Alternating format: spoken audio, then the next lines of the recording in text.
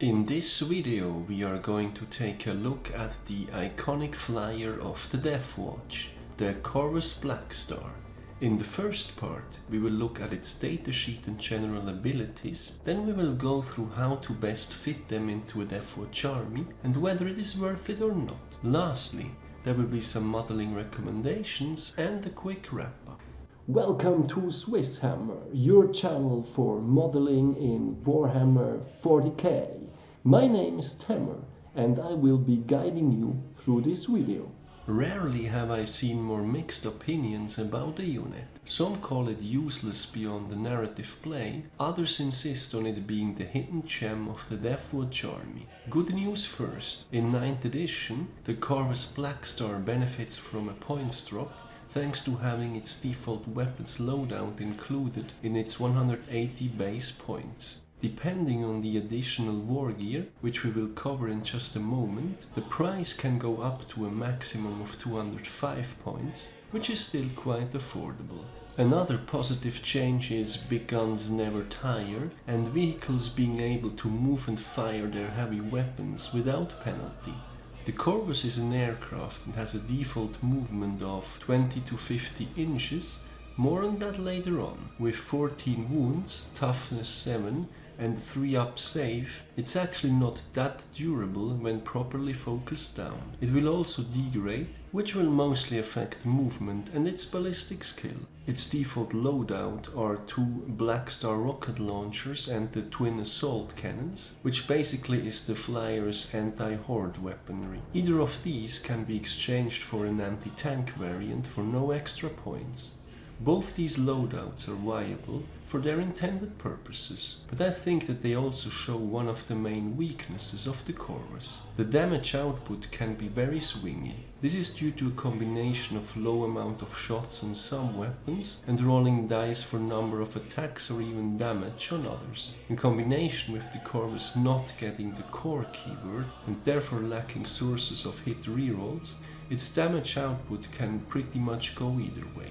Additionally, a Hurricane Bolter can be taken for 15 points. As with most other vehicles, I recommend taking these extra weapon upgrades, as they will very likely bring back their points. The same goes for the additional war gear, the Auspex array for 5 points, which prevents the targets of the Corvus to receive the benefits of cover against its ranged attacks, as well as the Infernum Halo launcher for 10 points, which lets the Corvus get +1 to any armor saving throw against ranged attacks made by other aircrafts. Both of these have their uses, but you can only pick one out of the two. Next we have the abilities, which are quite numerous. The Corvus does get the Angels of Death ability, meaning it can benefit from Doctrines or Bolter discipline. Being an aircraft, it is affected by the minimum movement rule described in the core rulebook.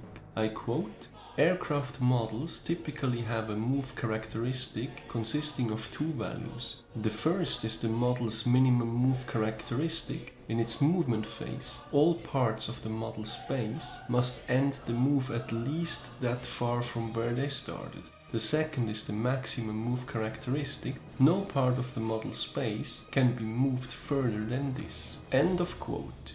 Basically, in its default flight mode, it will have the minimum movement of 20 inches that have to be done in the way the supersonic ability describes. So basically, you can pivot first, then you have to do the minimum move of 20 inches. The pivot itself does not add to that. In addition to airborne and supersonic, the Corvus also gets hard to hit. However, the Corvus can also be put on hover in the command phase thanks to its hover jets. In that case, it then loses airborne, hard to hit and supersonic, but gains a more regular movement ability up to 20 inches instead. Complicated movement rules aside, it also has a chance to explode when destroyed, and that one can get really nasty as its D6 mortal wounds. Last but not least, it has a Blackstar cluster launcher. After this model has made a normal move or advanced, you can select one enemy unit this model moved across as part of the move.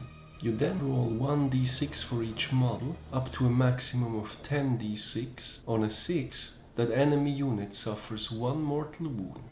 But the Corvus is not just a gun platform, it also has a transport capacity of 12. It can transport both Deathwatch infantry and Deathwatch biker models. A jump pack or Terminator model takes up 2 spaces, a Centurion or biker model takes up 3 spaces. Yes, the Corvus can actually transport Centurions. It can, however, not transport Primaris, which is quite unfortunate as far as I'm concerned. So what are good picks to put into a Corvus? Ideally, you want to use short range and or close combat oriented units that would be more difficult or CP expensive to deploy through the teleportarium. I think this stratagem is actually the direct competitor to the Blackstar's transport capabilities. For the units themselves, Deathwatch veterans or a Proteus Kill Team making good use of mixed units would be ideal candidates. Personally, I would not risk the Centurions and use the teleportarium for them instead. If you are loading a huge amount of points into the Corvus, your opponent will want to bring it down before you can unload. Speaking of which, players of older editions might remember this differently, but in 9th edition, there are basically 2 main rules for disembarking troops from transports. You can unload troops and then move the vehicle, or aircraft in this case. You can move the vehicle, but then troops cannot get out this turn. What makes this even more counterintuitive is that there are transports like the Impulsor, which has a special ability called Assault Vehicle, that lets them disembark troops after moving, but the Corvus does not have that.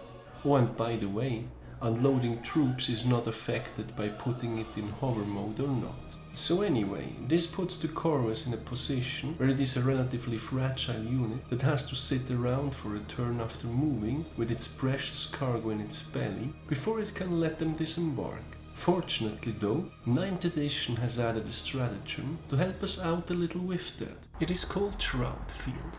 Now, I want to start this off by saying that having added this with the new supplement is fantastic, but it does come with its downsides. It is a 2 CP stratagem that has to be used at the start of the first battle round, and it only works on a single Corvus Blackstar. Until the end of the battle round, that Corvus cannot be selected as a target for ranged attacks, unless it is the closest eligible target to the firing model. So basically, you will have to combine this with infiltrators that you can set up with concealed positions, or with a fast unit like bikers, in case you get first turn. Speaking of which, due to being active for the duration of the first battle round only, this stratagem is just so much better when you get first turn. Through the clever use of the previously mentioned units covering it, you can basically move up the Corvus turn 1, keep it from being harmed, and then unload your cargo turn 2 without your opponent being able to do much about it.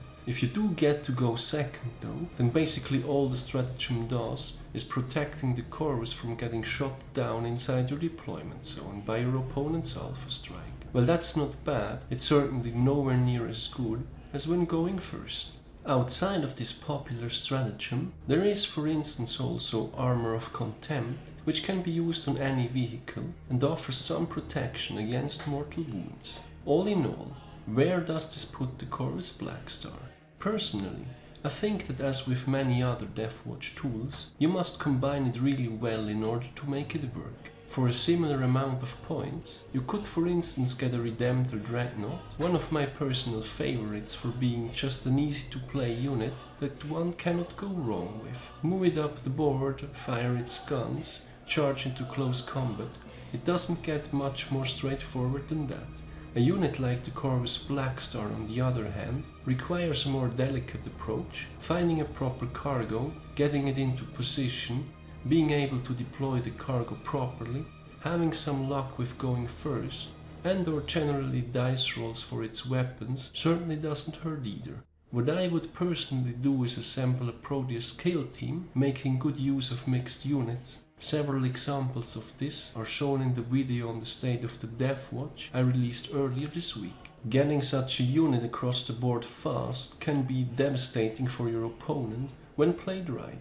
While perhaps the Corvus Blackstar is not the most straightforward and utmost competitive pick, I think its capabilities are currently underrated, and for the clever Deathwatch player to be put to good use. Last but not least, here are some modeling recommendations. Well, in fact, I have done an entire video about how to modify the Corvus Blackstar with all sort of extras, including LEDs, audio and magnets. The link is in the description. Purely from a gameplay point of view, I do recommend magnetizing, which is surprisingly simple. The loadout under the wings is basically just a separate piece of plastic at the very front of the armament. It can be exchanged easily, even without glue, though I recommend socketing a magnet and filling up the empty part inside the wing with some green stuff, in order to secure the counterpiece of the magnet.